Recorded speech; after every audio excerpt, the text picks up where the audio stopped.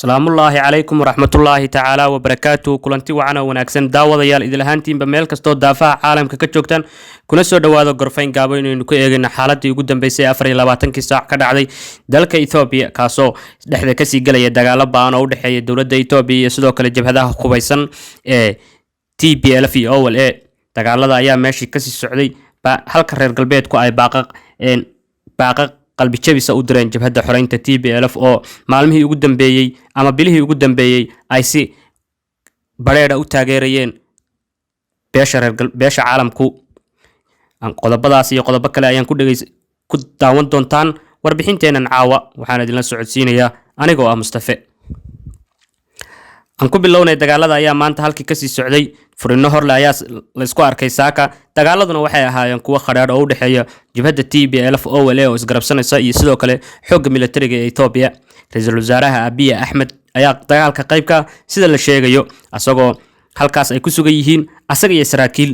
sarsare oo ka tirsan xukuumadda ra'iisul wasaare Abiy Ahmed uu hogaamiyo ra'iisul wasaaraha Ethiopia oo hogaaminaya xoogga dagaalka kula jira jabhadda TPLF iyo OLA oo sidoo kale ku soo duulay caasimadda gobolka iyo sidoo kale guud ahaan deegaanada ay haystaan maamulka Axmaarada iyo Canfartu oo ay rabaan inay si qasab ah uga qaataan ra'iisul wasaaraha Ethiopia Dr. Abiy Ahmed oo khibrad military oo sare la sheegay inuu leeyahay ayaa sheegay inuu qayb ka noqonayo daraato dagaalka ka socda gobolada waqooyi kaasoo la iskaga caabinayo jabhadda TPLF oo ku soo duushay dalka Ethiopia gaar ahaan magaalada Addis Ababa kaasoo sheegay inay xoog kaga qabsan doonaan ra'iisul wasaaraha Ethiopia Dr. Abiy Ahmed ayaa sidoo kale maanta la sheegaya golahiisa wasiirada qayb inay ku biireen furinta hore ee dagaalka ayaa hadda ah mid bareero oo la isku arki doono furimo waaweyn oo muhiima sida la isku arki doono furimo la mid ah furimihii Dhasay iyo Kombolja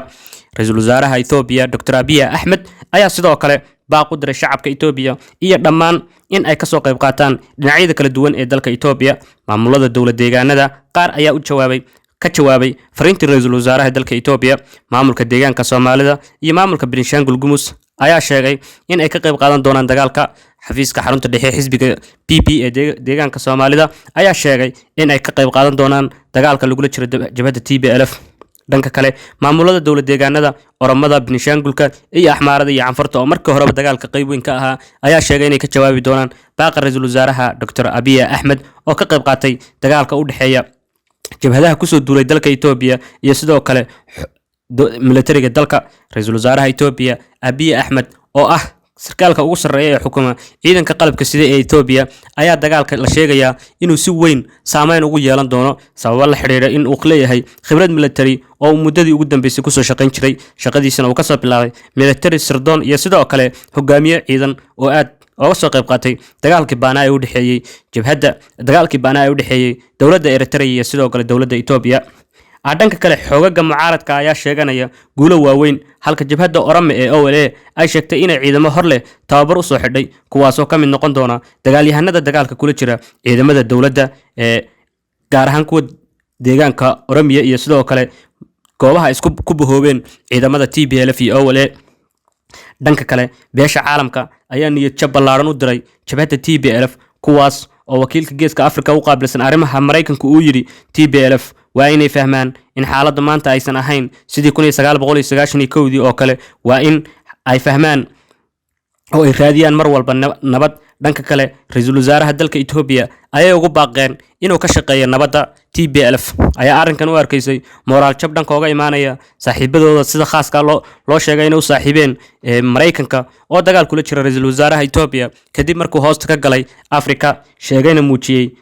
nidaam Afrikanism oo uu rabo inuu ku quweeyo quwadaha dalka Afrika oo u faragelinta beesha caalamka uu iskaga ilaaliyo jabhadda TPLF oo arrinka ka faa'iideysanaysa ayaa hoosta ka gashay dowladaha Mareykanka UK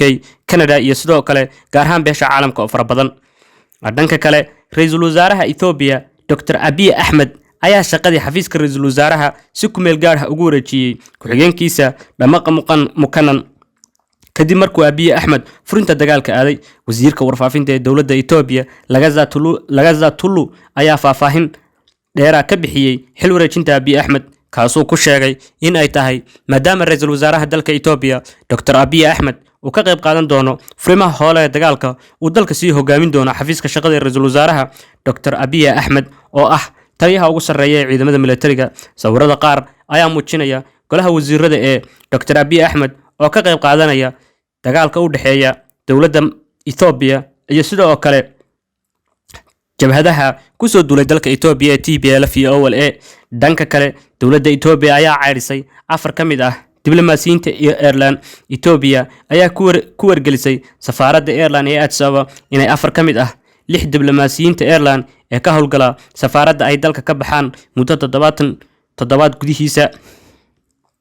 Dhanka kale, dagaalada ayaa maanta bartii ka sii socda ayagoo ay isbaacsanayaan dhananka ku dagaalamaya dalka. Dowladda UK ayaa baaq u dirtay dhammaan muwaadiniinteeda ku sugan Ethiopia inay si degdeg ah uga soo baxaan Ethiopia maadaama uu sii xumaanayo xaalku.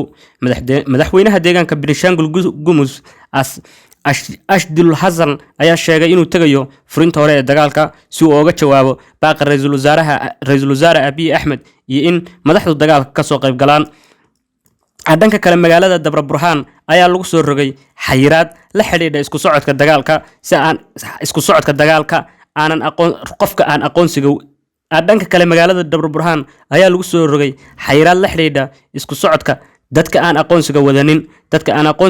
ee magaalada ku sugan ayaa la sheegay in aynan mari karaynin. xayiraadna lagu soo rogay si loo xasiliyo amniga magaalada Dabra Burhan oo la sheegay inay noqon doonto qalcadda xigta ee dagaalka.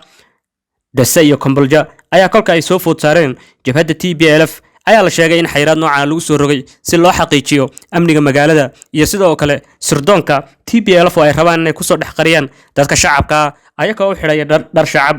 Ciidamada militariga Ethiopia iyo sidoo kale maamulada deegaanka Axmaarada ayaa sheegay magaalada Dabra Burhan in ay u sugi doonaan amnigeeda si heer sare ah kana ilaalin doonaan soo food saarka dagaalada. sidoo kalena ayna noqon doonin magaaladii Dase iyo Komboljo si fudud loo qabto maadaama laga diyaar garoobay muddooyin badan qalcadaha ku xiran magaalada Komboljo aan idhaahday magaalada Dabra Burhan. Intaas ayaa ugu dambeysay wararkii aanu ka soo diyaarinay 24 saac ee ugu dambeysay guud ahaan dalka Ethiopia. mahadsanidin.